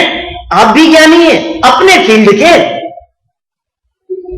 आप जिस चीज का बिजनेस करते हैं, आप जिस जगह पर जॉब करते हैं, उसमें आपको मास्टरी है, आप अपने फील्ड की नॉलेज रखते हैं। आप ये कहते हैं अरे यार इस फील्ड में तो मेरे जैसा कोई, रमेश भाई कंप्यूटर की नॉलेज जैसी आपको है वैसी और कौन है यहां जिसके पास में आपकी जैसी नॉलेज हो? सबका अपना अपना फील्ड है। किसी का कंप्यूटर का फील्ड होगा, किसी का इंजीनियरिंग का होगा, किसी का कोई डॉक्टर होंगे, कोई किसी फील्ड में स्पेशलिस्ट होंगे, कोई चार्टर्ड अकाउंटेंट होंगे, अकाउंट्स में स्पेशलिस्ट है, कोई किस चीज में है। तो जिसका जो फील्ड है उस फील्ड में उसको ज्ञान विशेष है। अब यदि उसने उस विशेष ज्ञान की बहुत कीमत की और ऐसा समझा कि साहब मेरा ज्ञान तो बहुत अद्भुत है, मेरे जैसा ज्ञान किसी और को नहीं है। किसी चार्टर्ड अकाउंटेंट के सामने किसी दूसरे चार्टर्ड अकाउंटेंट की आप यदि प्रशंसा करके देखो, अरे उसको क्या आता है ऐसा बोलता है। किसी एक सर्जन के सामने किसी दूसरे सर्जन की प्रशंसा करके देखो तो ऐसा लगता है अरे साहब वो तो जूनियर है मेरे से, क्या उसको तो पढ़ाया है मैंने, वो क्या है, अरे वो तो कुछ नहीं है। आप देखो लाइन लगती है मेरे पास तो। माने दूसरे की प्रशंसा नहीं सुहाना, ये ज्ञानावरणी कर्म बांध रहे हैं। बी अलर्ट, सावधान रहें आप इस चीज से। ज्ञानावरणी कर्म बांधने की तरफ तो आपका चिंतन नहीं चल रहा है, आपके परिणामों में कहीं ये तो नहीं चल रहा है कि अनजाने में ही आप ज्ञानावरणी कर्म बांध रहे हैं। और क्या लगेगा उससे बतलाओ, क्या होगा? खाम खाम ही बांध लिया ना। हम उसकी क्रेडिट, हम उसका बिजनेस, हम उसका काम, हम उसको तो कम नहीं कर सकते। हमने उसकी निंदा कर दी तो लोग उसके पास में जाना बंद कर देंगे। हम डॉक्टर हैं मान लीजिए, और हमने किसी दूसरे डॉक्टर की प्रशंसा नहीं सुनी, नहीं सुहाई हमारे को, हमने निंदा की उसकी, तो उससे क्या होगा? उसके पास में पेशेंट जाना कम हो जाएंगे? कुछ नहीं होगा।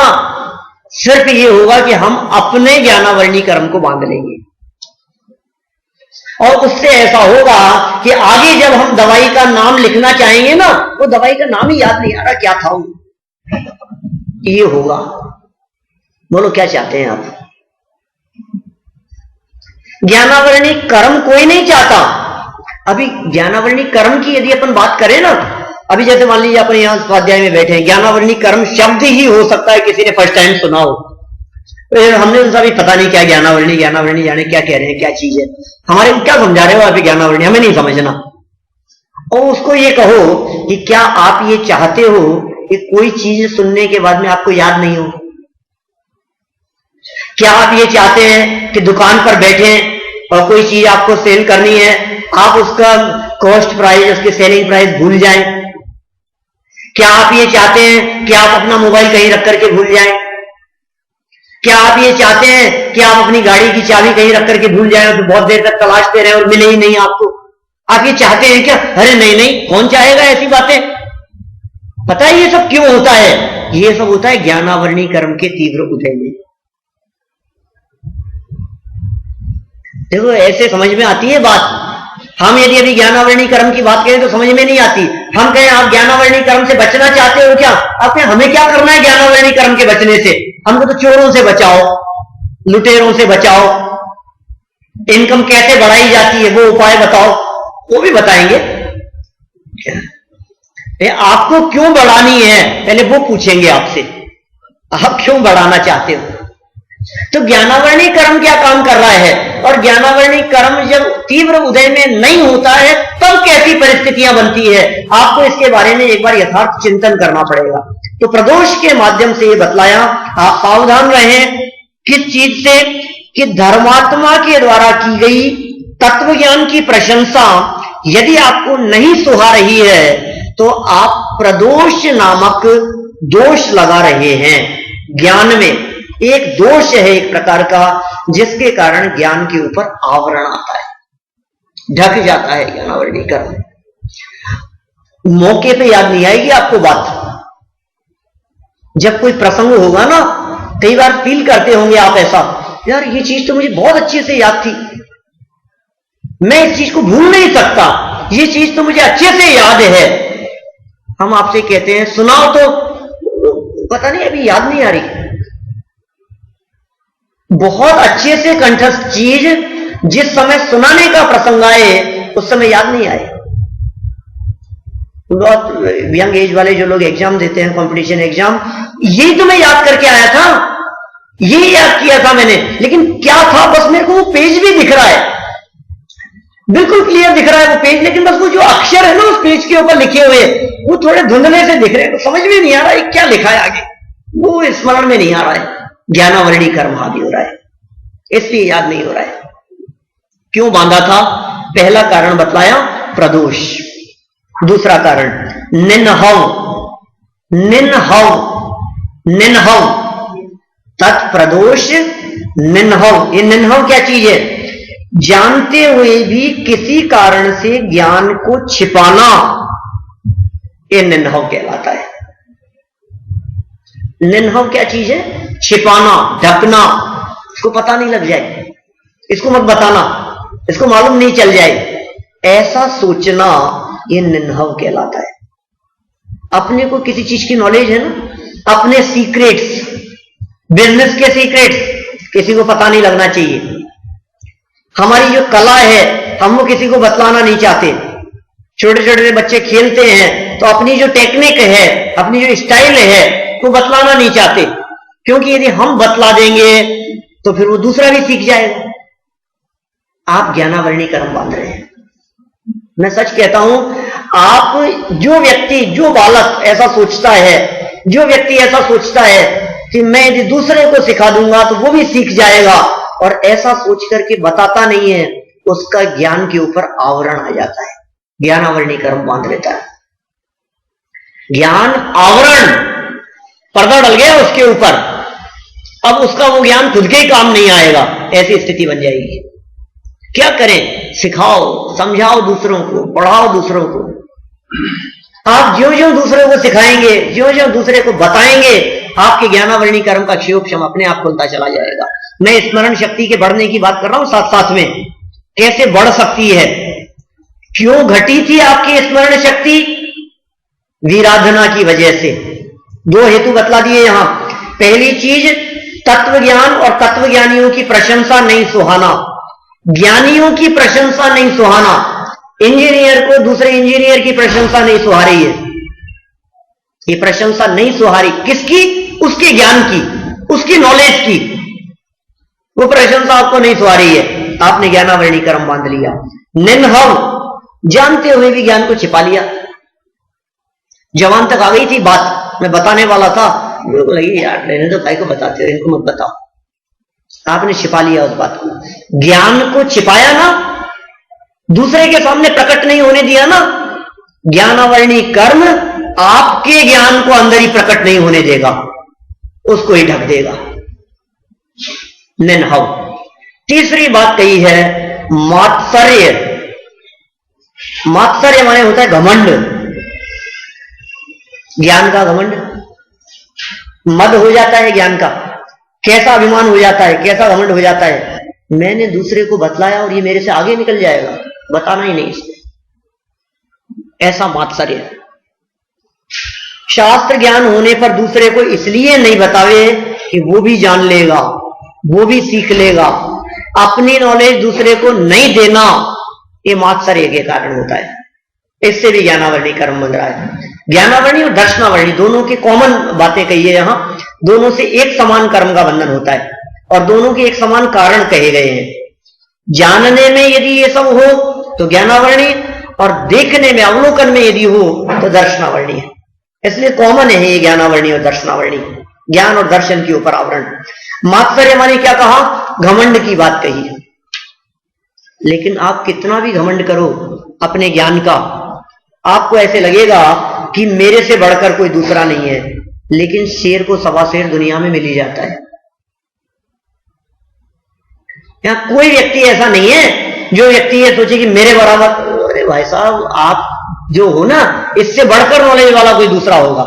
कोई कहे साहब मेरे से अच्छा इस चीज का नॉलेज जानकार कोई नहीं है, उससे बढ़कर कोई दूसरा मिलेगा। कोई कहे साहब मेरे से अच्छा कोई चेस नहीं खेलता, इससे अच्छा कोई खेलने वाला मिलेगा। क्या विश्वनाथ आनंद कहे कि मेरे से अच्छा कोई पूरे विश्व के अंदर चेस खेलने वाला नहीं है, शतरंज के अंदर मेरे से अच्छा कोई खेलने वाला नहीं है, कि दूसरा आएगा। शेर को सवा शेर मिलता है, ऐसा ही स्वरूप है। तीन खंड के अधिपति भी हार जाते हैं, प्रति नारायणों को नारायण हरा देते हैं, नारायणों की नहीं चलती है। कब तक चलेगी, उदय बदलते देर नहीं लगती।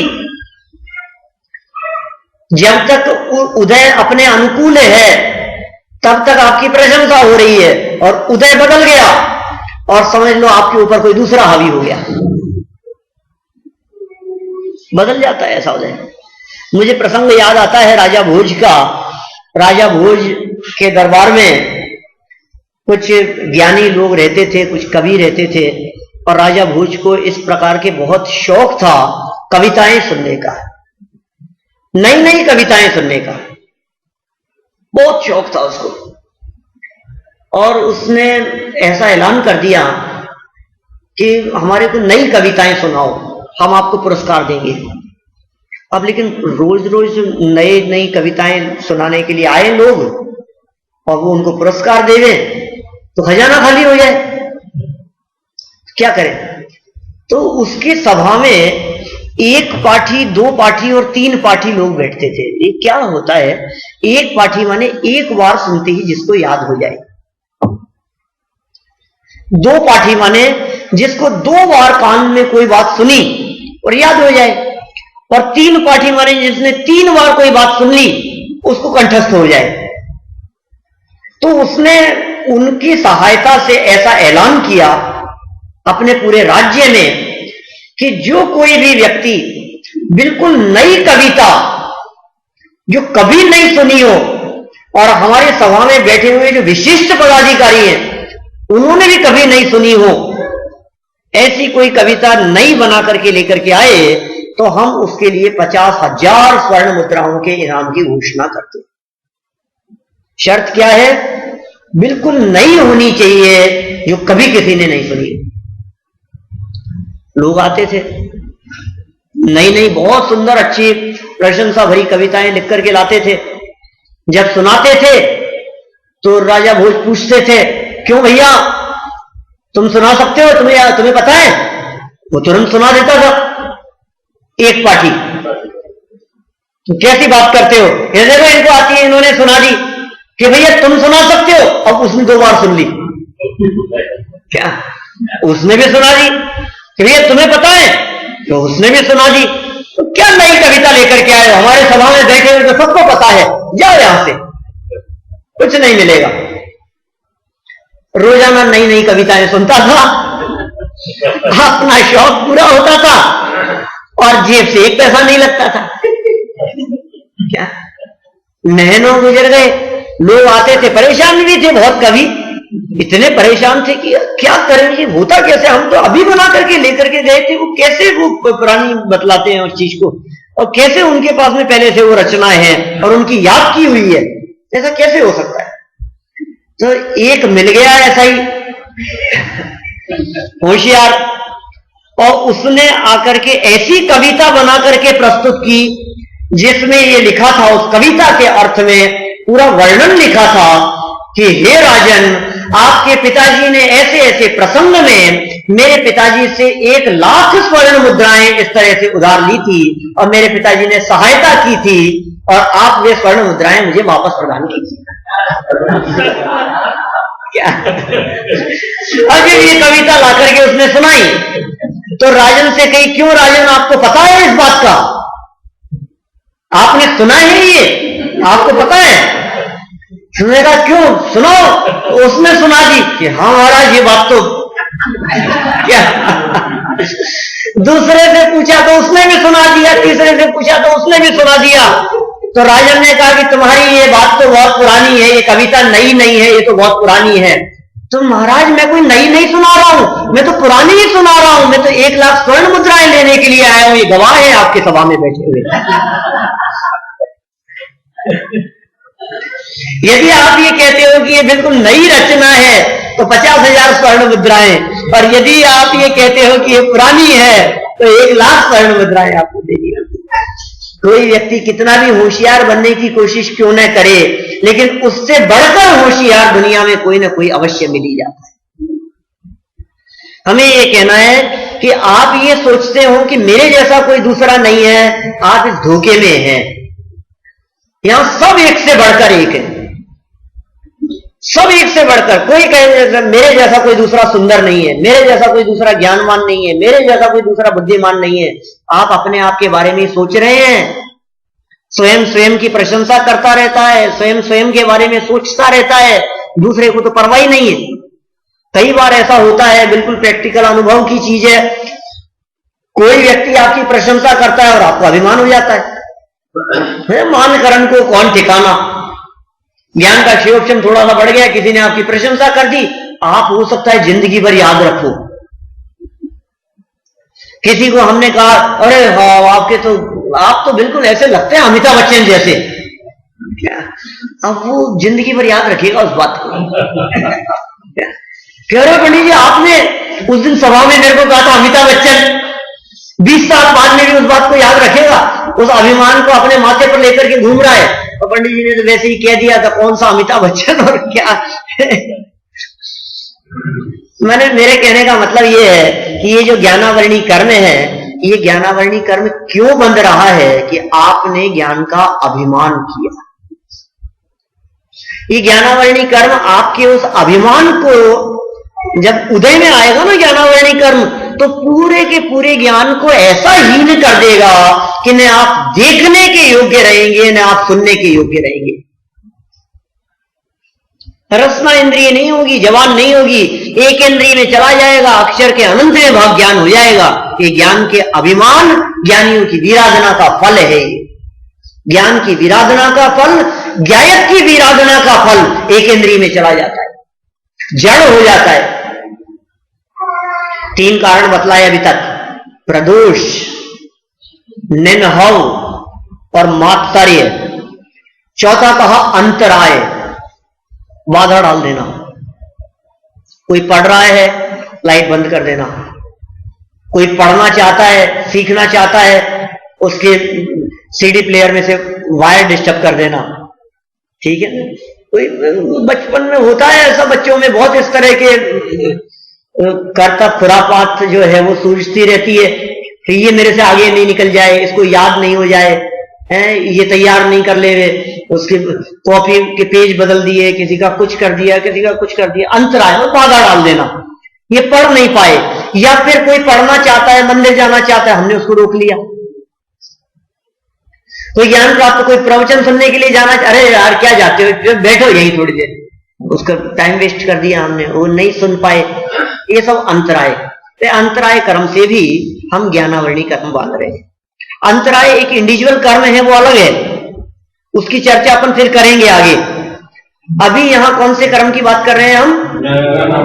ज्ञानावरणी कर्म की, माने ज्ञान में बाधा डाल देना। अंतर आए, अंतर माने गैप, हमने गैप डाल दिया। उस व्यक्ति और ज्ञान, इन दोनों में हमने बाधा डाल दी, बाधक कारण बन गए, तो ये अंतराय। तो किसी के ज्ञान अभ्यास में विघ्न डालना वो अंतराय है। आसादन, इसके बाद एक कारण बतलाया, आसादन। आसादन माने दूसरे के द्वारा प्रकाशित किए जाने वाले ज्ञान को रोक देना, वो आसादन, ढकना। और एक कहा उपघात, प्रशस्त ज्ञान में दोष लगाना, वो उपघात। ये मूल सूत्र दिया, तत्प्रदोष निन्हव मात्सर्यांतराया साधनोपघाता ज्ञान दर्शनावरणयो। इससे ज्ञानावरणी और दर्शनावरणी कर्म का आश्रव होता है। अब बोलो, आप ज्ञानावरणी दर्शनावरणी कर्म बांधना चाहते हैं क्या? ये नहीं चाहते, तो फिर ज्ञानावरणी कर्म बंधा क्यों था? कि ये कारण बतलाए ना अभी, इनसे ज्ञानावरणी कर्म बंधा था। ये क्या क्या कारण बतलाए थे? यही तो थे, इसी प्रकार के तो, कि पढ़ने वाले को पढ़ने नहीं दिया, उसको हमने याद नहीं करने दिया, उसके पढ़ने में बाधक बन गए, ज्ञानियों की प्रशंसा नहीं सुहाई, ज्ञानियों की हमने वीराधना करी, इसके कारण ज्ञानावरणी कर्म बंधा था। और उसका फल क्या मिल रहा था ज्ञानावरणी का? कि आपकी खुद की बुद्धि बंद हो गई, दूसरों की बुद्धि का विकास नहीं होने दिया, उससे ऐसा कर्म बंधा कि हमारी बुद्धि का विकास नहीं हो पाया। ज्ञान और ज्ञानियों की वीराधना से ज्ञानावरणी कर्म बंधा था। अब ज्ञानावरणी कर्म का क्षयोपशम कैसे खुले, स्मरण शक्ति कैसे बढ़े, याददाश्त शक्ति कैसे बढ़े? कि ज्ञान की वीराधना से बंधा था ना, ज्ञान की आराधना करो, इससे ज्ञानावरणी कर्म का क्षयोपशम खुलेगा। वीराधना से ज्ञानावरणी कर्म बंधा था। देखो, जिनवाणी की वीराधना की हमने, शास्त्र को रख दिया। हम छोटे छोटे बच्चों को ऐसा उपदेश देते हैं, सिखाते हैं, नहीं बेटा जमीन पे नहीं रखते, किताबों की विनय करो, वो सबको संभाल करके रखो, बुक्स को फटने नहीं दो, झूठे हाथ नहीं लगाओ बुक्स के। वीराधना है ये। हमने जिनवाणी की वीराधना करी। जैसे मान लीजिए कल अपन संडे है ना, कल पूजन होगी ना, यहाँ पूजन का दिन है अपने यहाँ मंदिर में। तो क्या होता है, पूजन की हमने, चावल चढ़ाए इधर से उधर, और कुछ चावल बुक्स के बीच में रह गए, हमने उसको बंद करके रख दिया। तो क्या होगा, अब 7 दिन बाद में खुलेगा, तब तक उसमें चावलों में जीव पड़ जाएंगे, किताब के पेज गल जाएंगे, पेज फटना फाड़ना, इन सबसे ज्ञानावरणी कर्म बनता है। तो क्या सावधानी रखना अपने को कि नहीं, पूजन करने के बाद में हमने बिल्कुल किताब को लिया और उसके पेज हिला दिए हमने, उसमें से सारे चावल वगैरह यदि कोई हो तो सब निकल जाए। पुस्तकों को व्यवस्थित जगह पर रखना, संभाल करके रखना, उनकी विनय करना, जनवाणी की विनय करना, उसके हाथ जोड़ना, उसको याद करना सबसे बड़ी विनय है। क्या आप स्तुति याद कीजिए, आप पाठ याद कीजिए, आप भक्तामर स्तोत्र याद कीजिए, आप एक ही भाव स्तोत्र याद कीजिए, आप श्रीमद जी के पद्य याद कीजिए, तो क्या होगा उससे? अपने आप ज्ञानावरणी कर्म का क्षयोपशम खुलेगा। ज्ञान की वीराधना से स्मरण शक्ति मंद पड़ी थी, ज्ञान की वीराधना से ज्ञानावरणी कर्म तीव्र हुआ था, याददाश्त शक्ति चली गई थी, याद किया हुआ भूल गया था, और ज्ञान की आराधना से ज्ञान का क्षयोपशम खुलता है अपने आप याद करना शुरू कीजिए। मैं कहता हूं आपको शुरू में तकलीफ होगी, उसके बाद में आपकी स्मरण शक्ति इतनी हो जाएगी कि आप 2 बार कोई छंद बोलेंगे और आपको वो छंद याद हो गया। आप देखिए ये चमत्कार, आप करके देखिए, बिल्कुल प्रैक्टिकल कहता हूं, क्योंकि हम तो पता है ना, असली कारण का पता है, इसलिए हम ये बात बतला रहे हैं आपको। हमारे को वास्तविक कारण का पता होगा, आप याद कीजिए, पद्य याद कीजिए, मजा आएगा आपको। हम मंगलाचरण बोलते हैं, स्तुतियां बोलते हैं, कीर्तन बोलते हैं, मैं ज्ञानानंद स्वभावी हूं बोलते हैं, मेरी भावना बोलते हैं, 12 भावना बोलते हैं, कोई पाठ वगैरह यदि आप बोलते हैं, लेकिन देखिए सिर्फ तोता रटन जैसा नहीं, थोड़ा सा यदि आपने उसके प्रति भावपूर्वक उसके साथ में जुड़ान किया तो आपके ज्ञान का क्षयोपशम खुल जाएगा। कोई व्यक्ति कहे साहब ये तो ज्ञानियों की बात है, हमें क्या करना है ज्ञान का, हम तो जैसे हैं वैसे ही ठीक हैं, कि नहीं। ज्ञान ऐसी जबरदस्त चीज है, ज्ञान ऐसी कला है, जिसके पास में वो कला होती है वो हर जगह पर उसको समाधान मिलता है, हर जगह पर उसको सुविधा मिलती है। अद्भुत कला है। आपने अकबर बीरबल के किस्से तो बहुत सुने होंगे। क्या बीरबल किस लिए प्रसिद्ध है? ज्ञान के लिए प्रसिद्ध है, कला के लिए प्रसिद्ध है। हर चीज का समाधान है उसके पास में, हर समस्या का समाधान। कोई ऐसी समस्या नहीं है जो समस्या बीरबल के पास में लेकर के जाओ और उस समस्या का समाधान बीरबल न कर सके। हर समस्या का समाधान मिलता है। ज्ञान ऐसी चीज है, कला है ये। ज्ञान कला जिनके घट जागी, तेजग माहि सहज वैरागी। जिनके हृदय में ज्ञान की कला जागृत होती है, वेद ज्ञान की कला जिनके पास में आ गई है, निज को निज और पर को पर जानने की कला जिन्होंने सीख ली है, वो असली ज्ञान है, वो यथार्थ ज्ञान है। अब संसार से पार होने की कला आ गई है उसके पास में। हम लौकिक ज्ञान की बात नहीं करते, हम बाह्य क्षेयोपशम ज्ञान की बात नहीं करते, हम तो भेद विज्ञान की बात करते हैं, हम तो वास्तविक कला की बात करते हैं। वो कला सीख लो, देह और आत्मा का पृथक बोध कर लो और बाकी ज्ञान पेटी में बंद कर धर लो। बाकी ज्ञान का क्या करना है? प्रयोजनभूत ज्ञान, जिससे अपना प्रयोजन सदता था। वो है ना प्रसंग, एक कोई विदेशी व्यक्ति एक नाव में बैठ करके जा रहा था और रास्ते में जाते जाते उसने नाविक से पूछा कि क्यों भैया, कुछ कहां तक पढ़े लिखे हो? कि नहीं बाबूजी, हम तो पढ़े लिखे नहीं है। तो कुछ हिसाब किताब जानते हो? कि नहीं, ये तो हमारे को नहीं आता है। तो कौन कौन सी भाषाओं का ज्ञान है तुम्हारे को? कि हमें तो कछु भाषा नहीं आ गई। तो गांव का आदमी तो कुछ नहीं आता था उसको। बोले क्या जानते हो? कि कुछ नहीं जानते, हम तो बस ये नाव चलाना जानते, नदी में, इसी में हमारी तो जिंदगी इसी में गई है, और तो हमने कछु किया नहीं, और तो कुछ आता नहीं हमारे को। कि तुमने तो अपनी आधी जिंदगी पानी में गंवा दी। क्या किया तुमने तुम्हारी जिंदगी में? कुछ नहीं किया। पानी पानी में तुम्हारी सारी जिंदगी निकल गई। अभी कितनी जिंदगी जितनी निकल गई है सब पानी में गंवा दी तुमने। और फिर थोड़ी देर में क्या हुआ पता है ना आप लोगों को? नाव में थोड़ा सा झटका लगा और नाव डगमगाने लगी।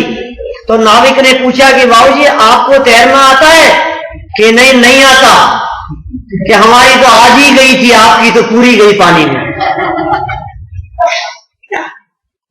और कुछ आए या नहीं आए, लेकिन तैरने की कला हमारे को आती है तो हम पार हो सकते हैं।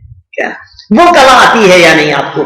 ये ज्ञान कला ऐसी है जो कला तैरने की कला है, जो पार होने की कला है। ये कला यदि आपके पास में है, आप भव से पार हो सकते हैं, आप संसार से पार हो सकते हैं, मुक्त हो सकते हैं, परमात्मा बन सकते हैं। आपको पता है तेनालीराम बहुत अच्छे विद्वान थे। राजा के दरबार में जैसी ख्याति, जैसी प्रसिद्धि बीरबल की है, उसी तरह के प्रसिद्ध विद्वान थे, मंत्री थे राजा के, और हर समस्या का समाधान कर दिया करते थे। लेकिन उनकी बुद्धिमत्ता, उनकी योग्यता, उनके ज्ञान का क्षेयोपशम, ये बिल्कुल ऐसी ही बात है कि एक व्यक्ति को देख करके दूसरे व्यक्ति स्वाभाविक रूप से जलते हैं। ये सहज है। ऐसा पता नहीं क्यों मनुष्य गति के जीवों में ऐसी ईर्ष्या की प्रवृत्ति होती है, एक दूसरे से जलते रहते हैं। तो उससे भी लोग जो दूसरे मंत्री थे उनको उसकी प्रशंसा सुहाती नहीं थी। राजा का प्रिय था, चहेता था, समस्याओं के समाधान करता था। दूसरे मंत्रियों को यह बात बर्दाश्त नहीं होती थी, दूसरे मंत्रियों को यह बात सुहाती नहीं थी। तो जैसे कैसे तैसे करके सोचते रहते थे कि राजा के सामने इसकी निंदा की जाए। लेकिन जब भी कोई ऐसा प्रसंग आता, हम उसकी निंदा करना चाहते और उसकी प्रशंसा में बदल जाती बात। ऐसा होता रहता था, कई बार होता रहता था ऐसा। एक बार उन्होंने बहुत बड़ा षड्यंत्र रचा उसके खिलाफ। ऐसा कुछ दिमाग में आया कि कोई ऐसा षड्यंत्र रच दिया, कैसा कि उसको फंसा दिया जाए और राजा के सामने जाकर के उसकी शिकायत की और इस हद तक उस बात को प्रस्तुत किया कि राजा मजबूर हो गया उसे मृत्यु दंड देने के लिए। मजबूर हो गया, क्या करें अब, संगीन अपराध जुर्म किया है, अपराध हो गया उससे। राजा ने बुलाया उसको और सजा की घोषणा कर दी कि महाराज, दूसरे मंत्रियों ने कहा महाराज ऐसी सजा मिलनी चाहिए इसको कि दूसरा व्यक्ति कभी ऐसा अपराध करने की जरूरत ना करे, ऐसी सजा मिलनी चाहिए, मृत्युदंड मिलना चाहिए महाराज। दूसरे मंत्री ने कहा, एक मंत्री ने कहा कि महाराज बुला करके अभी सजा दो, तब हम जानेंगे कि आपका न्याय बहुत बराबर है। राजा भी क्या करे, फंस गया था बेचारा, सब तरफ से आवाजें आ रही है इस तरह की, मंत्री लोग इस तरह की बातें कर रहे हैं। बुलाया उसने तेनालीराम को सभा में। तेनालीराम सभा में उपस्थित हो गए कि तेनालीराम, तुमने ये इस तरह का अपराध किया है और इस अपराध के लिए हम तुम्हारे को मृत्युदंड की घोषणा करते, शाम को तुम्हारे को मृत्युदंड दिया जाएगा महाराज। लेकिन एक चीज तुम्हारे लिए हम कह सकते हैं, क्या कह सकते हैं, कि तुमने जीवन भर हमारा बहुत उपकार किया है, हमें तकलीफ तो बहुत है ये कहते हुए, ये मृत्युदंड सुनाते हुए हमारे को वेदना तो बहुत हो रही है, तकलीफ तो बहुत हो रही है, क्योंकि तुम हमारे बीच में नहीं रहोगे।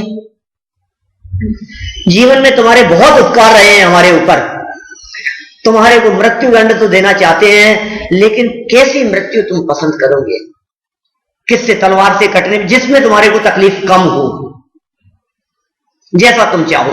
तलवार से कट के मरना चाहो तो हम तुम्हें तलवार से काट दें, तुम यदि सूली पर चढ़ना चाहो तो तुम्हें सूली पे चढ़ा दें, तुम यदि ये चाहो कि तुम्हारे को पर्वत से नीचे फेंक दिया जाए ऐसा कर ले, तुम यदि ये चाहो कि फांसी पे लटका दिया जाए तो फांसी पे लटका दे, तुम यदि जहर खा करके मरना चाहो तो तुम्हारे को जहर दे देंगे, जैसी मृत्यु तुम चाहो हम तुम्हारी इच्छानुसार मृत्युदंड देने की घोषणा करते हैं, शाम को तुम्हारे को मृत्युदंड दिया जाएगा। सब मंत्रियों के चेहरे खिले हुए थे, अब तो और मजा आएगा, आखिर कैसी मौत चुनेगा। दरबार लगा था शाम को, सब लोग उपस्थित थे, मंत्री लोग खड़े थे और सामने तेनालीराम हाथ जोड़ करके खड़े हुए हैं। और राजा ने निवेदन किया उस तेनालीराम से कि क्यों भैया, सोच करके आए क्या, विचार के आए तुम, कौन सी मौत मरना पसंद करोगे? महाराज, मैं जैसी मौत मरना चाहूंगा, क्या आप मुझे उस मौत मरने की आज्ञा प्रदान करेंगे? क्या बात करते हो, जवान दी है हमने, तुम बोलो तुम कैसी मौत मरना चाहते हो। उसने हाथ जोड़ करके निवेदन किया, महाराज मैं तो बुढ़ापे की मौत मरना चाहता हूं।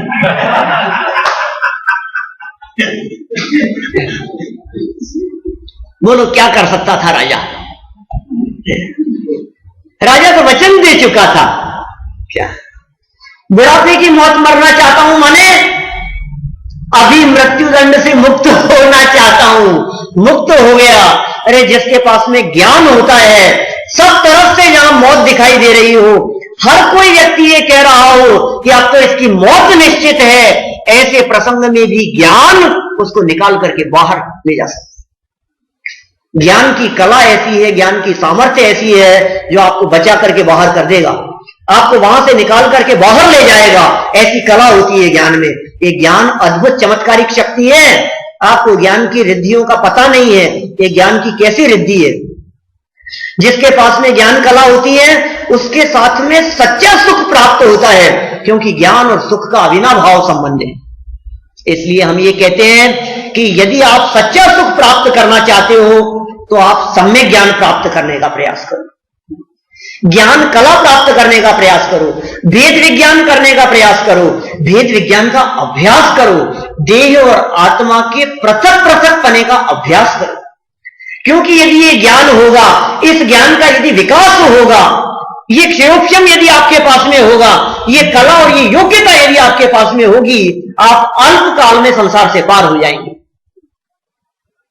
और ज्ञानावरणी कर्म यदि तीव्र होगा तो क्षयोक्षम मंद पड़ा होगा, पत्थर पाषाण में जाकर के जन्म ले लेगा, एक इंद्रिय बन जाएगा, ज्ञान इतना हीन हो जाएगा कि मैं कौन हूं ये जानने, सोचने, समझने, विचार करने की सामर्थ्य नहीं रहेगी। आप क्या चाहते हैं? जड़ बनना चाहते? जड़ तो नहीं बनता है, ये जीव कभी जड़ तो नहीं हो सकता है, लेकिन जड़ सरीखा हो जाता है, जड़वत हो जाता है, ज्ञान इतना मंद पड़ जाता है।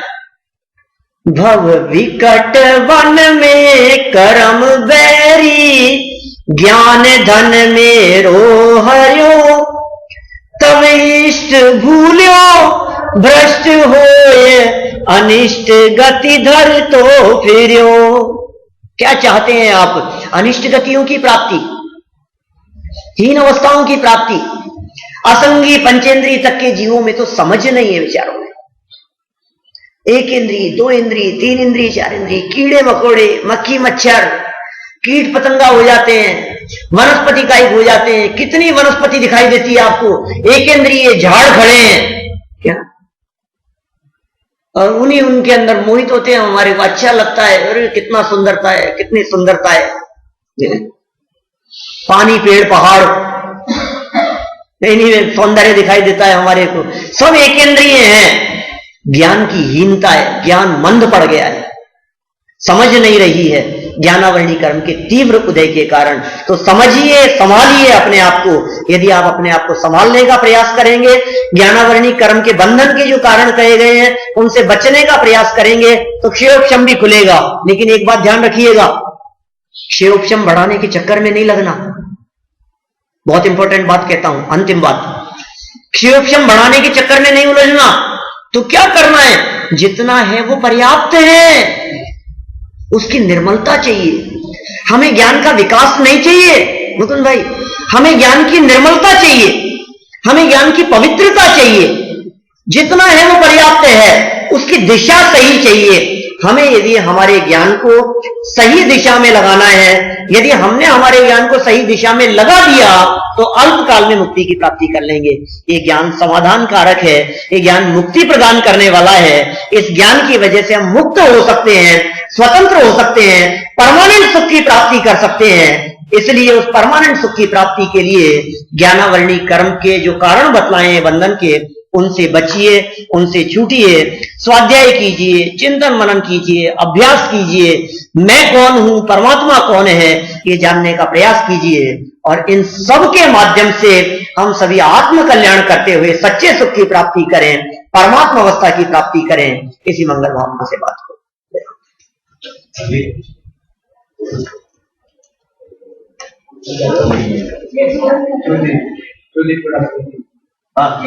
स्तुति।